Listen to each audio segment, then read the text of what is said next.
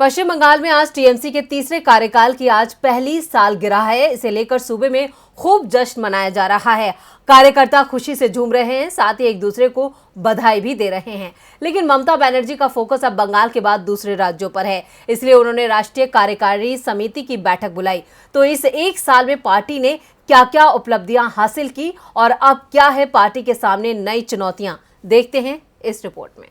पश्चिम बंगाल के सियासी इतिहास में आज का दिन दीदी के लिए बेहद खास है, क्योंकि आज के दिन 2021 में ममता बनर्जी के मैजिक से जहां पीएम मोदी का जादू फीका पड़ा था, तो वहीं टीएमसी ने 210 से ज्यादा सीटों के साथ जीत की हैट्रिक लगाकर बीजेपी के सपनों को चकनाचूर किया था। आज उसी जीत की सालगिरह है, जिसका जश्न कार्यकर्ताओं से लेकर दिग्गज नेता मना रहे हैं। जगह जगह कार्यक्रमों का आयोजन किया जा रहा है, लेकिन ममता बनर्जी जश्न मनाने के बजाय एक्शन मोड में है। उन्होंने 5 मई को पार्टी की राष्ट्रीय कार्यकारी समिति की बैठक बुलाई है। पार्टी सूत्रों ने कहा कि ये मीटिंग डीएमसी भवन में बुलाई गई है, जिसका उद्घाटन 3 मई को किया जाएगा। तृणमूल कांग्रेस के एक वरिष्ठ नेता ने बताया कि मीटिंग बंद कमरे में होगी। यहां से नया जनसंपर्क कार्यक्रम की शुरुआत किए जाने की संभावना है। हालांकि पूरी तरह ये जानकारी निकलकर सामने नहीं आई है कि बैठक का एजेंडा क्या है, लेकिन माना जा रहा है कि ममता बनर्जी मीटिंग में पार्टी की मजबूती पर जोर देंगी, क्योंकि जिस तरह से बीजेपी लगातार सूबे में सेंधमारी की कोशिश कर रही है,